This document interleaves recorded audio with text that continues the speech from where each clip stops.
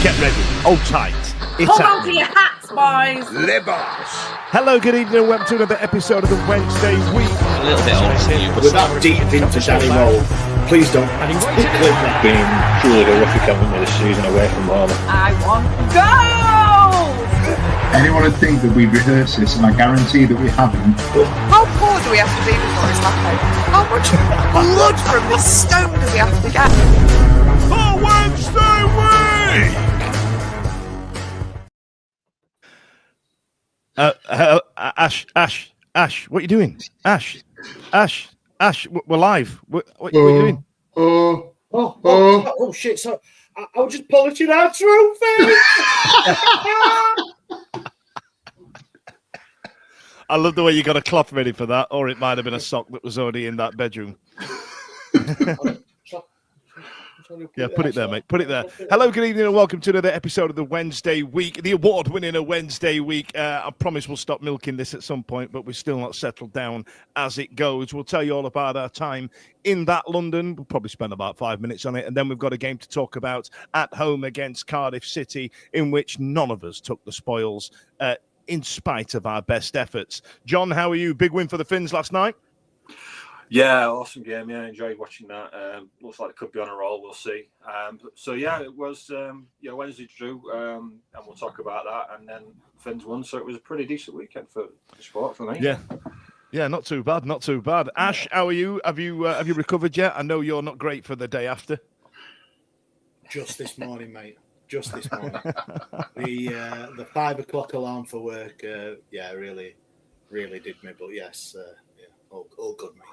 I've had myself a sneaky day off today as well, so that's why we've got new countdown credits, and I've managed to shoe on the graphics.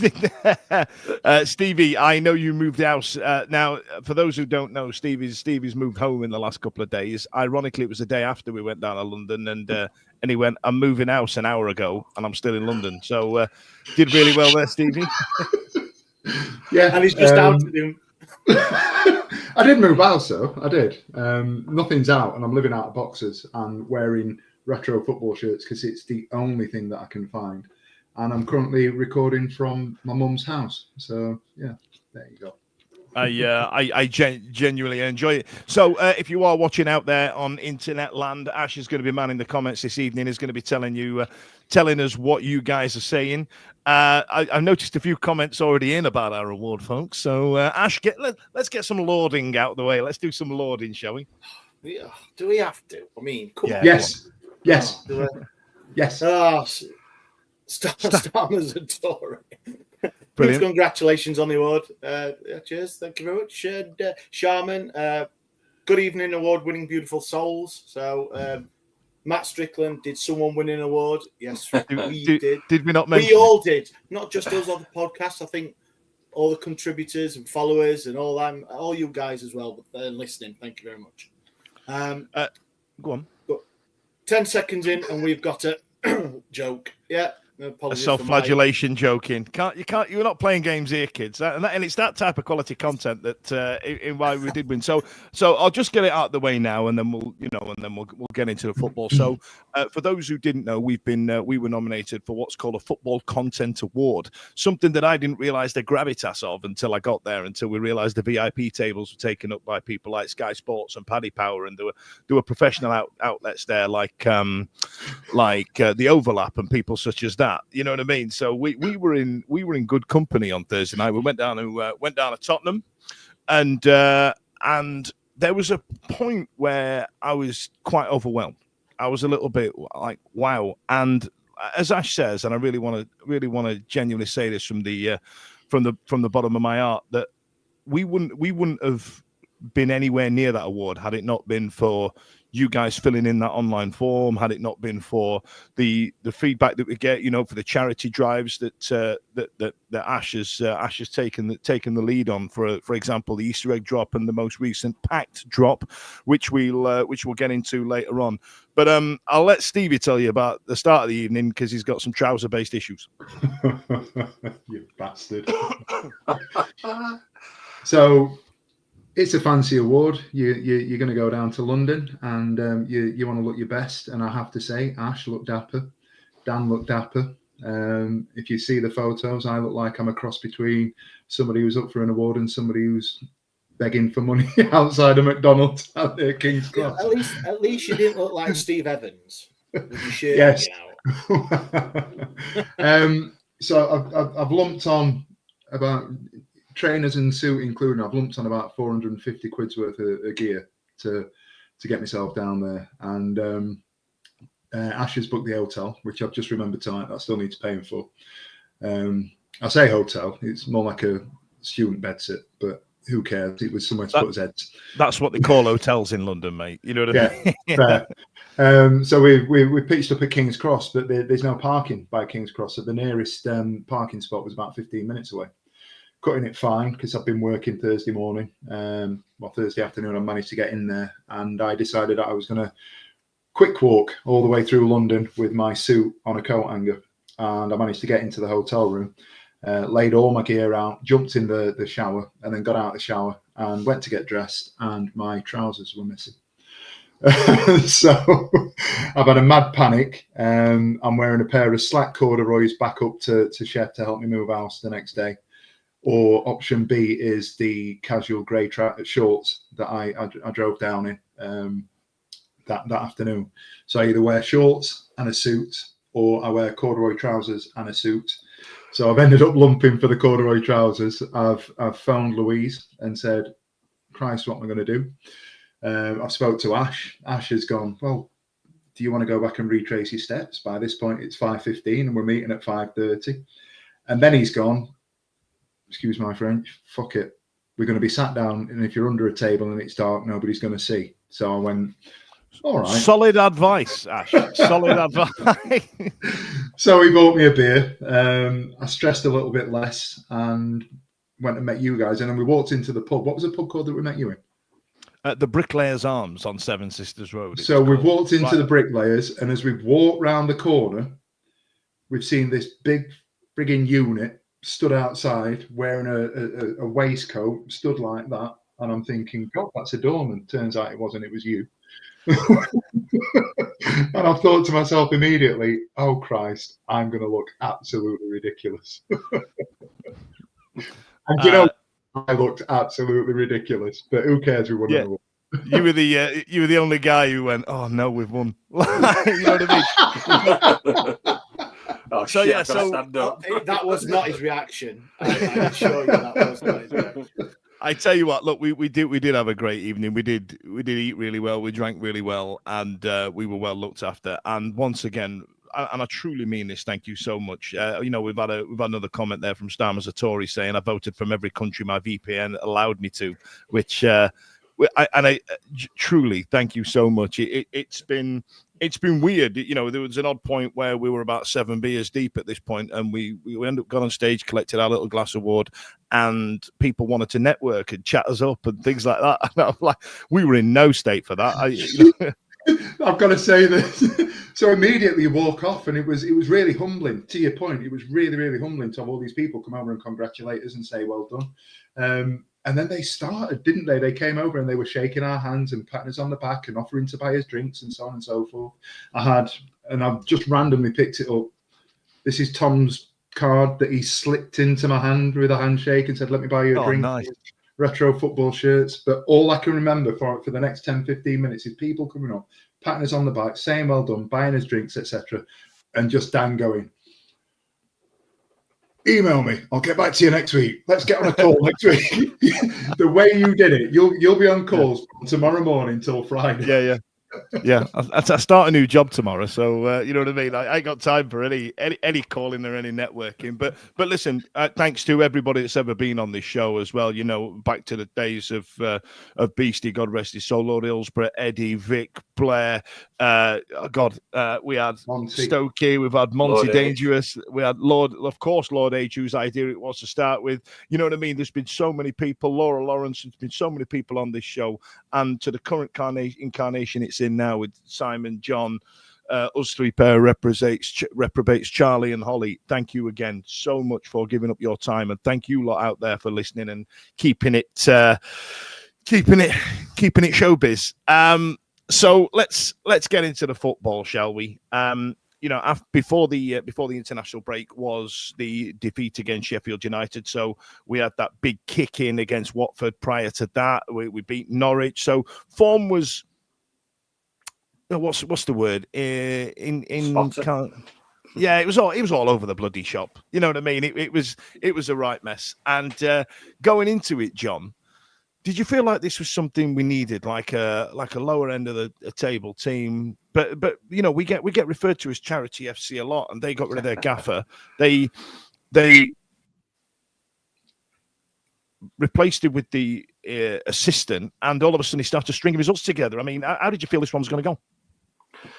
I absolutely couldn't have handpicked a better opponent, to be honest, mate. I thought, after giving a decent account of ourselves in the derby, but not ultimately coming away with any points. I think the players, the manager, the coaching staff, everybody was itching to get back on the field and try and put it right, so to speak, get a positive result, get a win. And I thought, Cardiff at home, I thought it looked a winnable fixture. It looked like something that we could really get teeth to look into. So I was feeling ultra positive on this one, Dan, if I'm honest. I thought, like I said, I thought it would have been a game I would have been comfortable with just picking out in a hat and saying, yeah, we'll have them as a bounce back game. Exactly that, and frustratingly as well, that's one of the few games I haven't picked a 1-1 draw in the in the predictions league that we're doing. And guess what? But Stevie, let's get into the lineup: Beadle, Valerie, Bernard, Lowe, Johnson, Shea, Bannon, Gassama, Windass, Smith, and once again a start for Ike Ugbo. How do we? What do we do with that? I don't know. We're at that point because of this, the run that we're talking about in terms of our form, and because of, like John's just said, if you wanted to handpick a team that we were going to play, for me, Cardiff were an ideal opposition. They're not necessarily. They've done all right. They've picked up a little bit with the fella who's gone in terms of instead of the manager they've got rid of. But I still fancied us to go in, and I thought we'd win. And I was pretty confident on Saturday. The team that he picked, I've said it time and again, I still to this day don't think he knows what his best lineup is, and I do feel that Rule chops and changes a little bit, but I'd no quarrels, I'd no sort of argument with the lineup. I didn't know what sort of formation it was going to be, and to this day, because I was still a little bit drunk, I couldn't tell you whether it was a 3 or a 4. It felt like a 4 at times. It became something of a little bit more fluid 3 at the back, with Gassama dropping into the right hand side and Johnson pushing on a little bit. But no, the lineup was what it was, wasn't it? It was interesting to see Max Lowe going in there, if it was an iteration or a variation of a back 4 with Lowe going in there as a left centre half. But as we said, Marv dropped in and offered that cover at times, didn't he? And Valerie played out on the right hand side. So yeah, no arguments from me at all. Ash, what about Ike Ugbo? Charlie spoke last week really well about. She kind of said Danny's one of them people that it would destroy his confidence if he dropped him. But that is, do you feel that's 2 points lost because we haven't got somebody scoring, or are you happy to stick with him and keep going until something happens? That's an hard one, that, isn't it? Because, like you say, he's hardly, he's not scored yet, but he's not like he's been horrendous. I think, no, you do know what I mean? He has fits and starts and everything, but I was trying to just remember while you were doing the team then, if my memory's shocking, but when the last game we started with 2 up top, and I know someone was saying that it might have just been Smith and Ugbo just off him wide or something like that, but I thought it was going to be 2 up top. It looked 2 up top to me. But yeah, if you'd have dropped him for Smith, I mean, it's the name of the game, isn't it? You take your chances, you're going to get in the team. If you don't, you're out of it. So I don't think he could have any complaints if he did get dropped. But I think he's just shy of confidence into. He just needs something, and it's an age-old one where you say one off his arse, one off his whatever to go in off him, however, and he'll be happy. And he did have a couple of chances on Saturday as well. But it's a strange one, isn't it? We've bought him because he did really well last season, and you're buying somebody you're thinking he got his 7 in 12 or something like that. It was, and he's in great form. I know he was injured over summer. But you're looking for that player who who was here in January or end of last season, sorry, to come back to this club and pick up where he left off.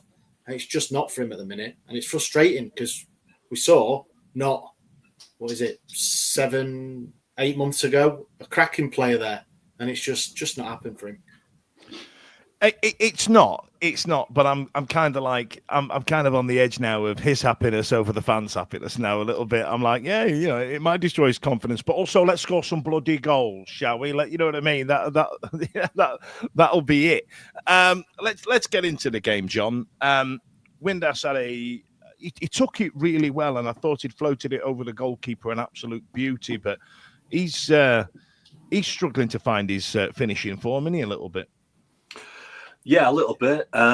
He's also got a bit of the sulking going on as well, hasn't he? When, as we found out later in the game. But yeah, it was a good chance that. It just put a little bit too much on it, didn't it? So it just didn't quite drop.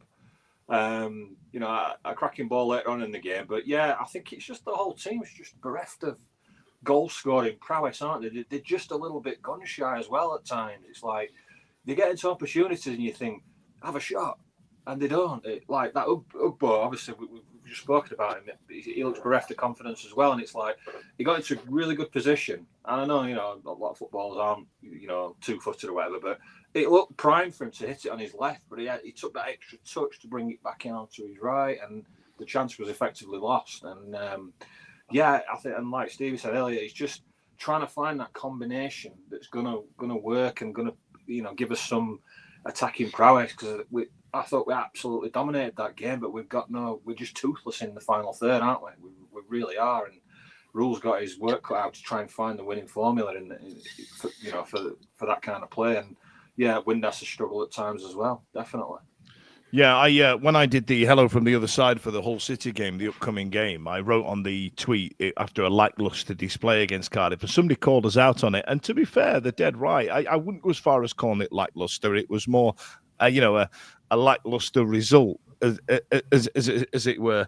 I'm trying to think what came next. There was Stevie. I think it was Shea Charles missed a bit of a tackle in the middle of the park. Somebody who was quite dependable as they've broken through for their goal. Shea Charles kind of missed it, and we've got a geezer marauding into the box, haven't we?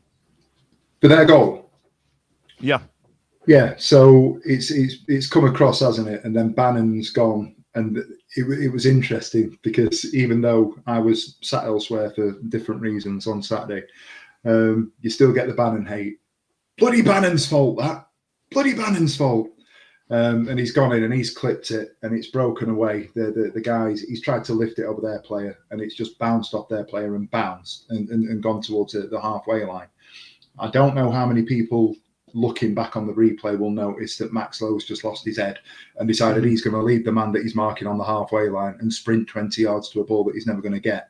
And that left the fella who's just going to knock it through in acres. And then he could go and run forwards. And to their credit, everybody sort of made the effort to get back. But I couldn't help on their goal thinking if Lowe had held his position, held his line as that last line of defence, we're not finding that fella getting that isolated run that's going to get him through on the left-hand side that's going to allow him to take the shot that it was Callum Robinson, I think, wasn't it, that ultimately Beadle palms out, and then it just became a bit of a sort of a free-for-all, didn't it? The ball's bounced about, it's ricocheted, and their lad, watching him, it was almost apologetic when he's put it in, and it felt very much, we're talking about lackluster and,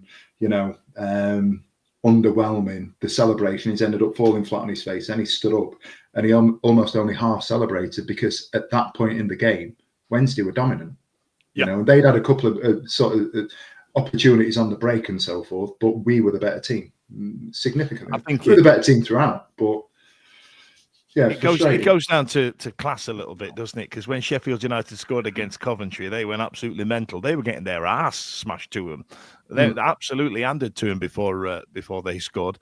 Ashley, what are the comments saying? And then we'll get into it in terms of the football with yourself. Gary Fox, to be fair, a lot of the chances that fall to us never just fall nice. It's either on the player's wrong foot or just behind, but it's our luck, I'm afraid.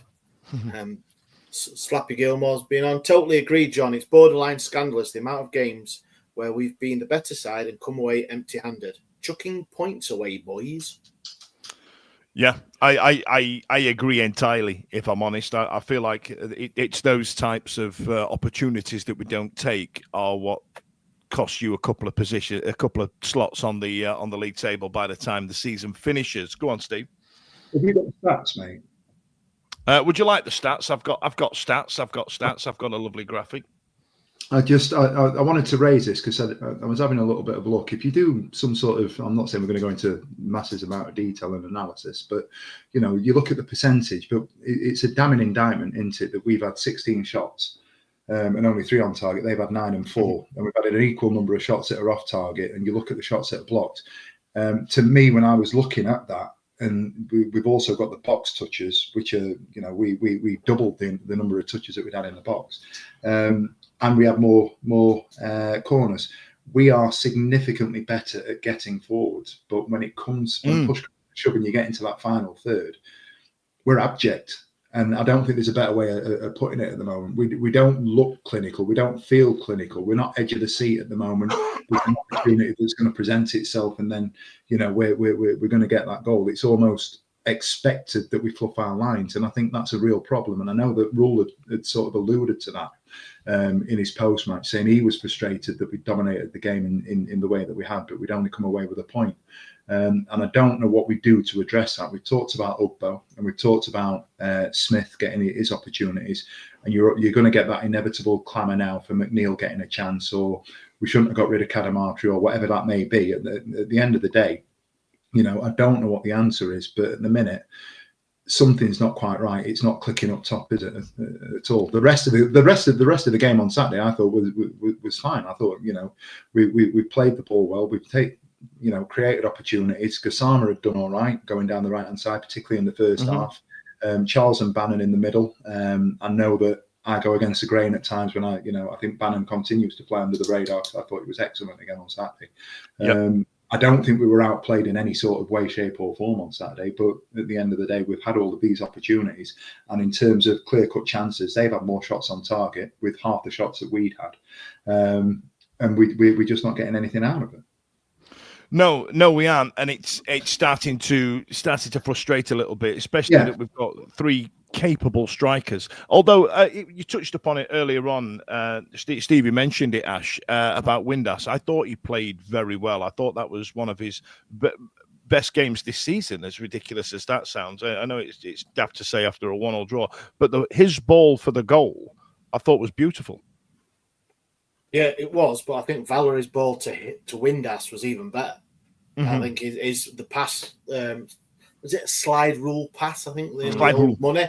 Yeah, and that for Windass onto it, and then a ball across. And I tell you what, I'm glad Bernard beat Musaba to it, because I've watched the highlights and it looks like Musaba was well offside when the ball come in. But I mean, it was great, and obviously Bernard was up there from previous corner, weren't it? I think it was a couple of minutes earlier.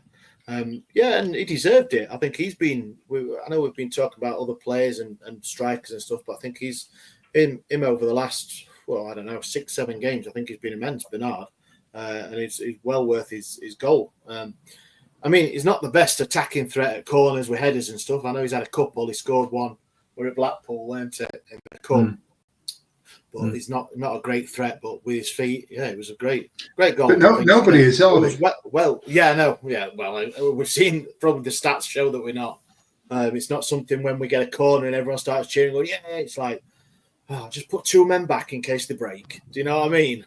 Hey, I will have you know that we had a free kick on the left-hand side and Barry Bannon floated an absolute beauty of it. So he can do it. It is there. It's in his arsenal. I'm not saying I didn't comment anything about Bannon's obviously ineptability or whatever the word is to hit past the first man, because he has got better. It's not just that; it's the whole set piece about it, isn't it? Where you're going to go, where you're going to put the ball, where the defenders or attackers put in. Yeah, it's all of it, and they've brought someone in for that, and seems like we've showed it up at the back of set pieces, but just still not got that attacking threat. Absolutely. Now, I noticed that Holly's been on in the comments, Ash, and I feel like the last few weeks she's been like one of them backseat drivers. I bet she's a nightmare in the bloody car. She's driving this podcast from a settee, I can assume. What nonsense is she talking about? Bloody women on this bloody podcast. Like Gary said, those chances for the Cardiff goal didn't drop for us. It never drops for Ugbo in the same way scramble second balls drop to them. Yeah, and I totally agree with that. I made that comment numerous times to people I sit with about everything just seemed to toe on something, just managed to take it away, a bounce, a thing, all sorts of just. It's a good result for them, if I'm honest, given given how they played and where they are in the league. I think there is an element of luck in it not falling to us, but I also think sometimes we're just not putting players in right places, like falling. Amount of time you think, why is nobody stood on edge of box for that? Because it fell and then they just broke on us. And you're like, if we had a man there, they could control that, have a shot or put the ball back in. So sometimes again, it's just that decision making in the final third, and that includes set pieces as well. So it's just something we've got to get better at. And I know he's only got the same players to work with now, and there's a fair few games between now and January, but he's got to find a formula, hasn't it? Otherwise, it's going to dictate whether we're shopping at Sainsbury's or Aldi, isn't it, come January? Sainsbury's or Aldi.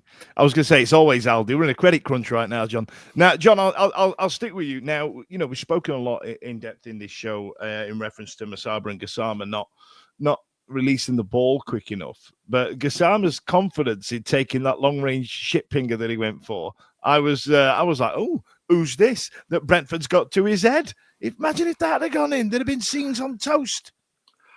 He had some really good passages of play, didn't he, on Saturday? A couple of early mistakes where he couldn't trap a bag of cement early doors, could he? But then after that, he was like, hang on a minute, I'm just gonna run, I'm gonna take players on, I'm gonna have a shot, I'm gonna put a cross in, get to the byline. Ultra positive Gassama on Saturday, and for the most part, he played really well. He still has those issues where he can trip over his own feet sometimes or get knocked off the ball pretty easily. But he's a young lad. He's still got time to develop that side of his game and get some physicality into his game. But really positive signs. And the Masaba and Gassama thing seems to be like this every week, doesn't it? Or it certainly did. But I think Gassama is starting to pull away a little bit now in the Masaba, who starts, who sits, kind of. The gas musk conundrum, I think we'll call it. It sounds like an episode of Big Bang Theory. Now, as the game started to play out, Stevie, did you feel like the game was there for the taking and we just didn't manage to get a bit of luck on those finishes, or did you feel like Cardiff consolidated somewhat? A little from column A and a little from column B, if I'm honest with you.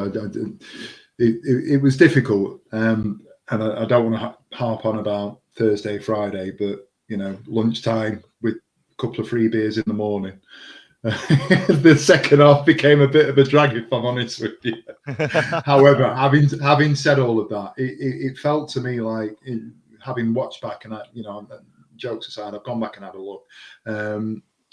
If there was a team that were going to win it, it felt like it was going to be us, and it almost had that sort of that feel of QPR at the back end of last season. The middle of last season where we scored late on and it was Masaba, ironically, that got the injury time winner.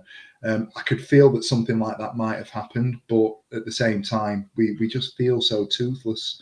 You don't know how it's going to break and what's going to happen. And, we get to the sort of the 80th minute and we're looking at Jamal Lowe coming on, Masaba coming on, Gassama going out. I've made my feelings known with the greatest of respect to Cannon Patterson. By the time we're doing that, it just feels a little bit desperate, if I'm honest with you. And I just personally, I wouldn't have been surprised if we nicked a winner, but from the sort of 75th minute on, it felt like a 1-1 all day long, didn't it? I'm going to ask a question here, Daniel. Is that all right?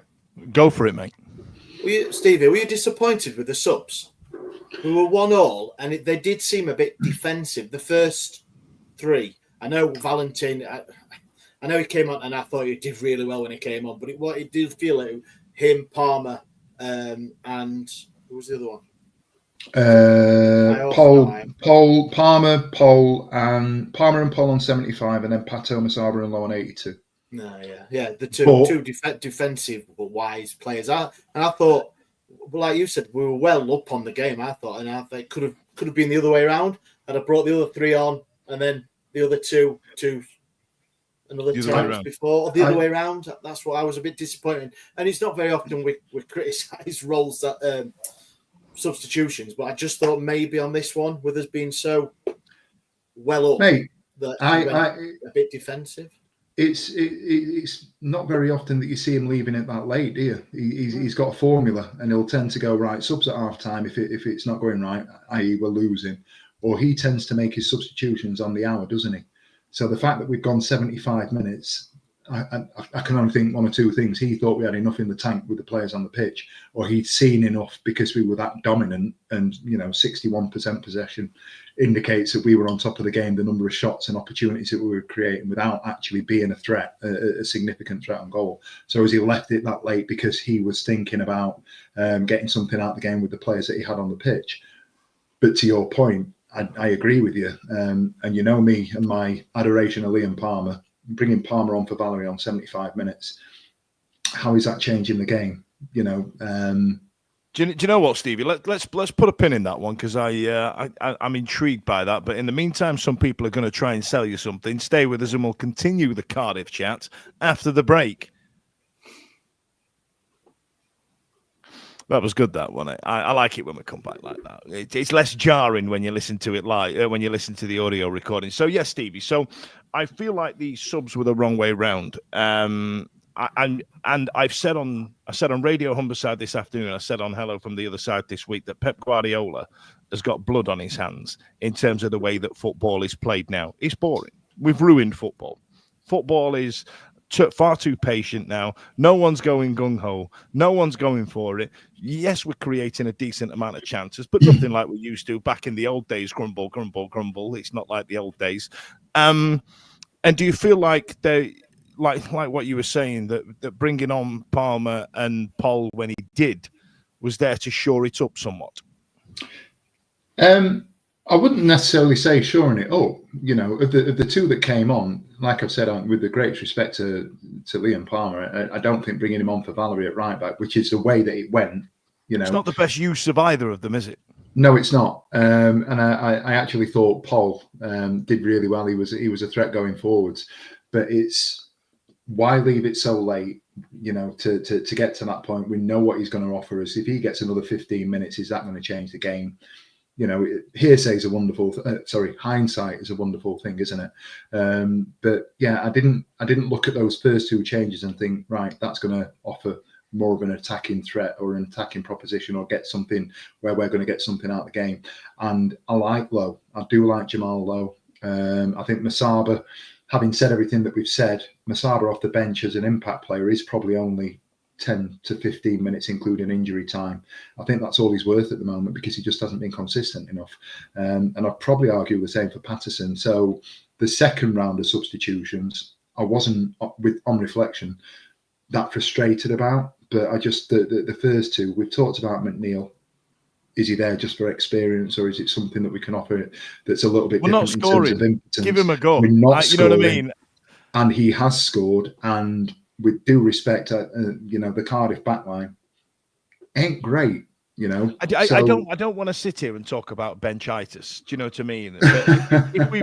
if we've got three strikers, or we've got Smith and the other two strikers that aren't firing on all cylinders right now. Football's a form game. I'm not saying the poor players. Sometimes it drops in, sometimes it doesn't.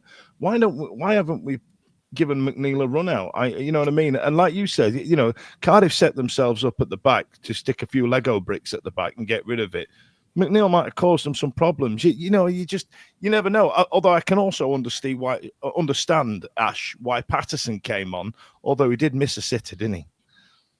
I've watched it again, and I don't think it was a sitter. I think he should have hit the target better. I know it come off the guy's chest, and everyone shouted handball. I don't think it was a stonewall sitter. But yeah, if you are, I love Pato, and obviously what it brings for that 10, 15 minutes, that it gets the crowd up into it. It did. The crowd was a bit louder when he came on, but he nearly got himself sent off, didn't he? Actually, good. Means he's working out. But that's not what you want, though, is it? And it for all that is great and it looks good, but when we're scrapping, literally was virtually scrapping for that winner, it's not what you want. He does put himself about a bit and everything, but yeah, it's just not what you want. And I don't agree with the McNeil thing. It's 2 goals that he scored were gimmies. I know, like we have. I don't know. One of them, mate, was an absolute shit pinger at top bins for no reason. It was played across like 17 yards out and hardly anyone there, so he had to, didn't it? But he's not done any. But the thing but I was going to say, I don't know what he's doing in training or not doing in training. And that's it for Danny to look at. He's not shown me anything on the pitch where I've looked at him and gone, he's got no right being on the pitch now. And I know that we had it was Alex, wasn't it? Alex Miller was on the other week, and I think it might have been off camera where he was talking about potentially Charlie McNeil is definitely one for the future, and he's going to be in and around the squad. And whatever happened with Cadamartri and whatever happens in terms of the goal scoring and everything else that's going on in terms of our attackers, Charlie McNeil has been bought for the future, and we may yet see him go away and go on loan. However, given where we are, and I was just having a quick look actually, the whole game, without wanting to get ahead of ourselves, Dan talked to their guy, and I think he said they'd scored 16 goals, and 10 of them came in 3 games, which means that they've effectively scored 6 goals in 13 games. Oh my God, they've hardly scored any. If you look at how many goals we've scored, we've only scored 2 more than they have. Yeah, it was a fight, that conversation about who was the biggest charity case, which I really enjoyed. It was a really good listen, to be fair. John, I'll come to you about the substitution point in just a second. Ashley, if you can do me some comments, my darling, see what the mans are saying. If you give me a little bit more thing, I'll have a look. You get nothing. You get nothing in this. I'm using you so I can have a break and think about what I'm going to say next. All right. Oh, cheers. Yeah, great. I agree loads with Steve. I don't know why people do that, but I felt like what, agree with Stevie. Yeah, but I felt like Cardiff, in fairness to them, absolutely defended for their lives and played for the draw in the end. Absolute last-ditch defending stuff from the Bluebirds.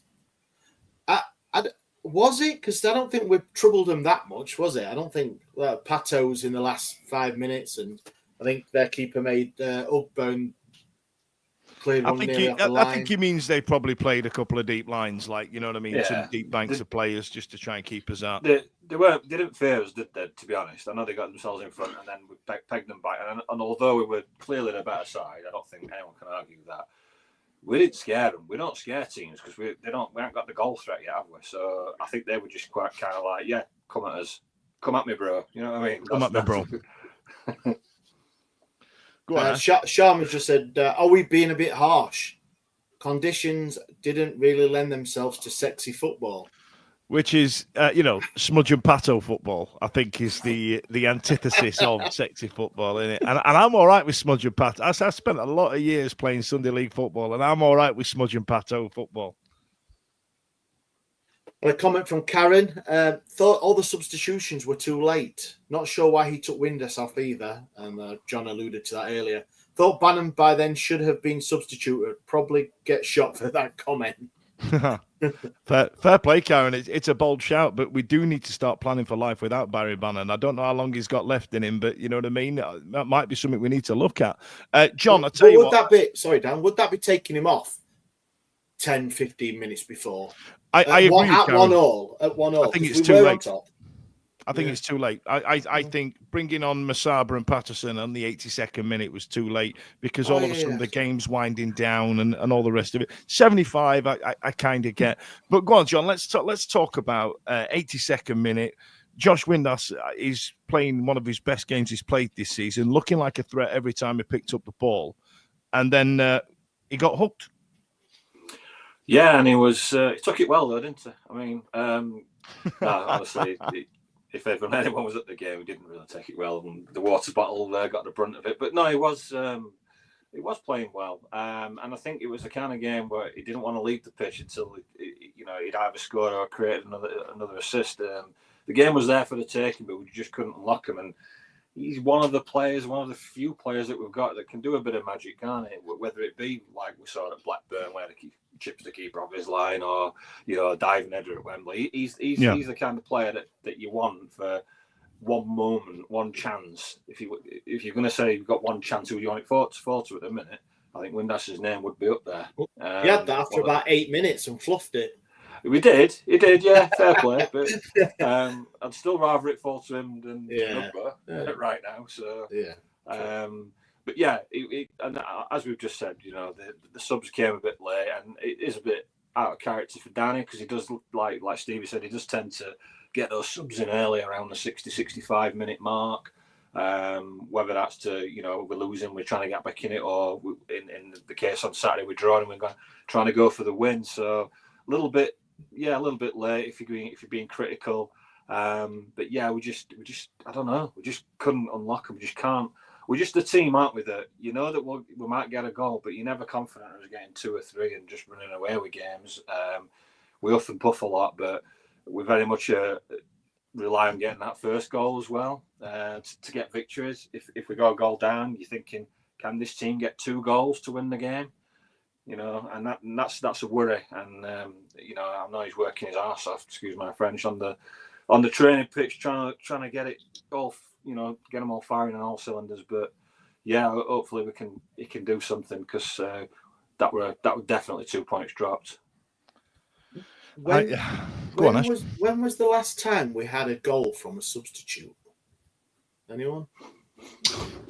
I know it's a one to think about, but I tell you what, if Holly's sat watching it, I'll let her Holly, can you find that out for us, please, in the background, and just chuck it in the comments, because at the minute they're all talking about what their carpool karaoke track would be. Stevie, what would your karaoke track be? My karaoke track, as in what would I sing? Mine's Barbie Girl by Aqua. Ash's is Barbie Girl. I can see that. What about yours, Stevie? I used to sing a bit of Elvis on the karaoke.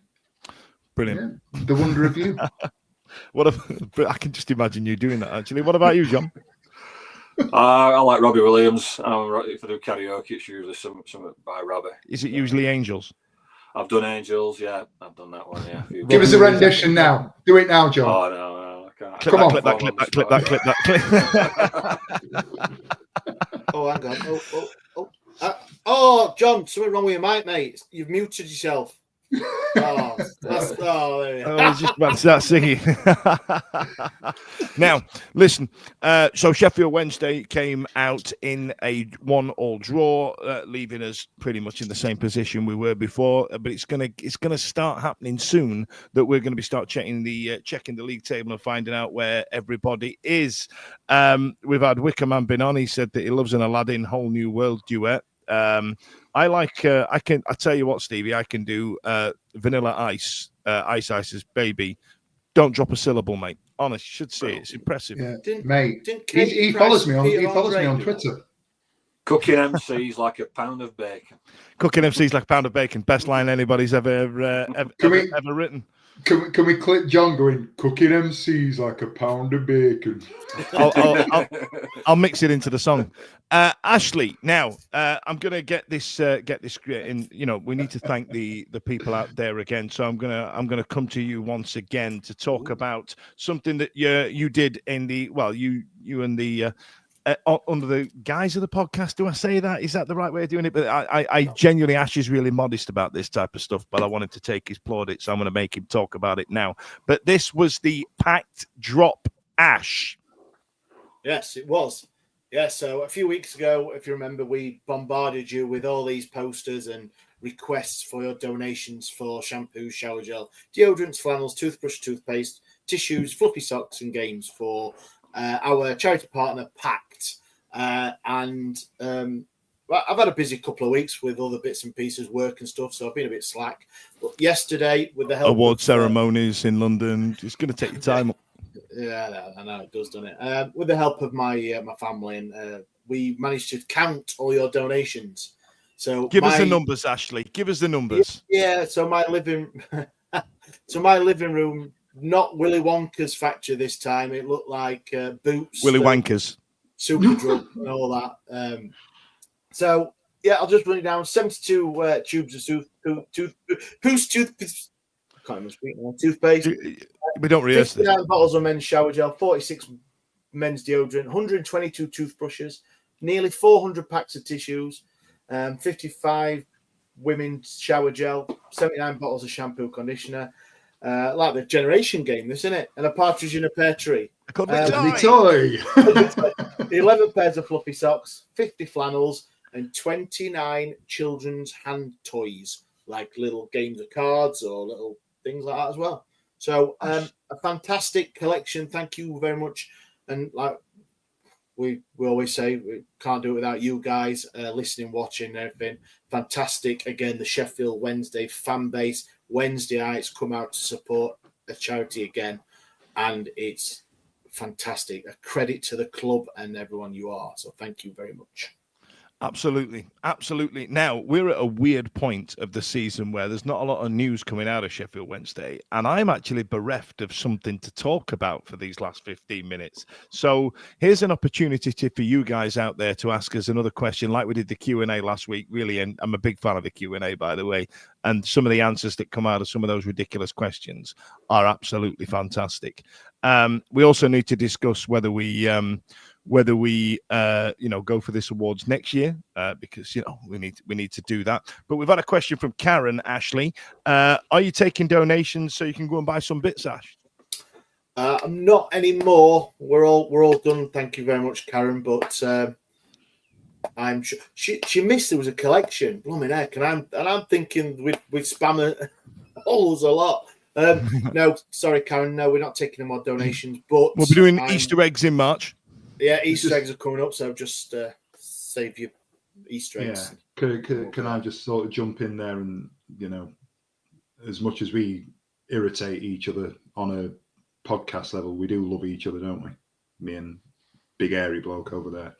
The stuff that we've done at various points this year. Yeah, the stuff that we've done at various points this year, from the Easter egg drop to all the community stuff that we bang on about, and we talked about loads and loads and loads, which I genuinely believe in no small part has contributed to us winning an award at the Football Content Awards last week. Jokes aside, it makes such a difference, and at various points going forwards, we want to make it something that's bigger and better, and we want to keep doing that. There will be other opportunities for people to contribute. So just keep an eye on all socials. We will spam. We've got other bits that are going on. We've got other things that are coming up. I don't think because we've not spoken about it, we've got something coming up just before Christmas. I'm not going to mention that yet. I don't think. Is it more gambling? Because Steve is gambling. No, it's something that we've talked about with Brains in at bottom left.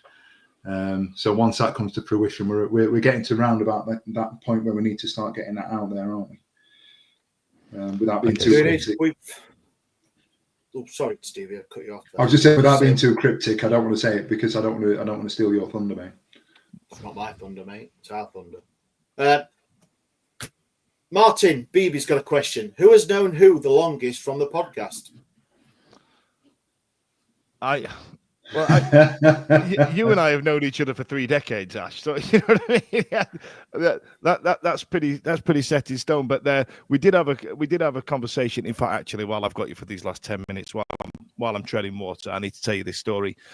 Come here. There was a wonderful bit at the awards on Thursday that we went to. I don't know if we mentioned it. Where there was. Where were we? At Tottenham Hotspur Stadium at the Football Content Awards. And where the Best Charitable Organisation Award came out, and I need to hand it to Joe Cran and Stevie, who clocked it at exactly the same time. That the winner of that category was Kick It Out, and the 3 people that collected the award for Kick It Out, 3 white folks. Brilliant! What an organisation. And that's fine. Listen, that's all right. That's okay. Which leads me on to my next point on the back of that question, who's known each other the longest? We also brought up the story, and I don't know if we've aired this. I don't know if we've told this story, Stevie, We must have at some point. about Stevie's first foray onto the podcast. So back when I was doing it with Eddie, Beastie, and Lord Hillsborough back in the early days, around 2012, we started to do an advent calendar bit of output where we got a fan on, talk for 2 minutes, and then that was behind door number 2, for example. And I thought we got Stevie on. I thought Stevie was one of those people that came on. And just as, we were changing lineups and things such as that, I messaged Stevie out the blue saying, thinking to myself that Stevie's been on. I'll let you pick the story up from here, Stevie. So I was out in Lancashire, Northwich with a mate from uni, 4 o'clock in the morning, get a DM, dirty DM from Dan Fudge. You okay to record this week? Yeah, no problem whatsoever, he said, after going, ooh, this is a good opportunity, isn't it? So I've jumped on the first podcast that I did, and it was back in those days, it was pre-COVID, there were no online stuff, it was dial-in on your phone. So I sat there sort of making sure I wasn't muting myself and all sorts. And within 30 seconds, Dan's gone, Stevie, it's been a long time since we've had you on the podcast, hasn't it? And that was literally the first time, the first question that I answered on here. And I could only respond by saying, I've never been on here before. And that was the first time me and Dan spoke to each other. And look at us now. So if you're that person that I think was that person, I assume it's a person of colour that I've been following on Twitter for the last 12 years. I'm sorry, I don't know who you are. Is this our Jeremy Ilan award? But no, listen. Imagine how good the podcast would be if it was him and not me. We could be multiple award-winning Stevie. Yeah. I don't know. We've had a question from Sharman. We all know the extensive future husband list of Holly, beautiful Holly. But if which player would you marry and why? Is this a trick question? No, I think it's a question. Liam Palmer. Why, Stevie? I love him. Well, yeah, that's why you get married. Come on, what about him? Come on, tell me a bit about him. You know. I'm not going to go into it. I'm not going to. I'm going to go. Does it have to be a current player? Just pick a player. George Byers. George Byers, great one. Wears a size small shorts. Yeah, well, yeah, they're up there. Look. What about you, John?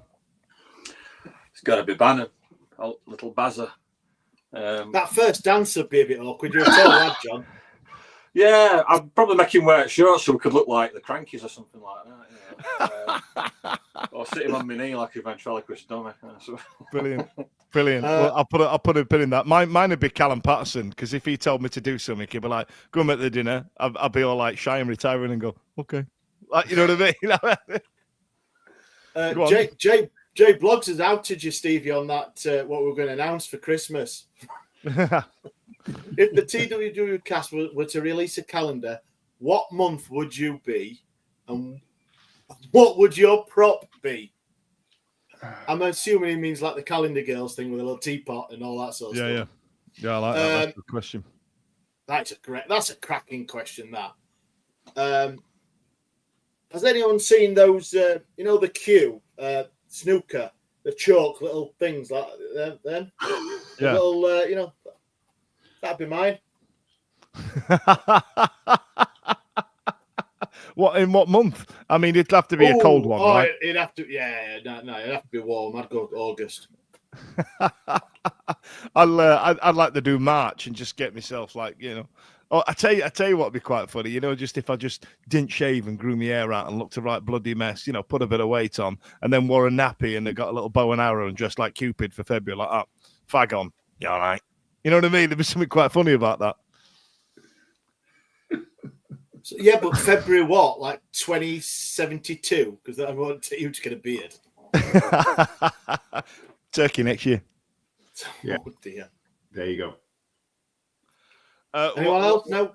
Anyone else have a calendar month? I'd be a summer month, like something from the Full Monty with a framed picture of Liam Palmer covering my Oh my God, this is weird. I'll stop now. Right, Sorry, let's I'll stop it there now. because this I'll is a stop. frustrating piece of radio. This is.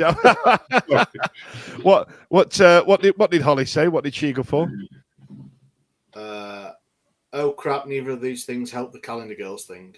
I don't know No, what- she said October. Clown, we're going to pair of wellies. She didn't even. Well, I don't think about she it. got the. Didn't even break a sweat. Just straight in before we answered. Listen, I'm going to put a pin in that because this is some terrible radio there. Listen, thank you so much again for the award. Thank you so much for donating to PACT as well. It's been an absolute pleasure. Thank you to everybody who does this podcast, and thank you to everybody that listens to it. It's absolutely incredible. I'm going to put a pin in this now. See you later.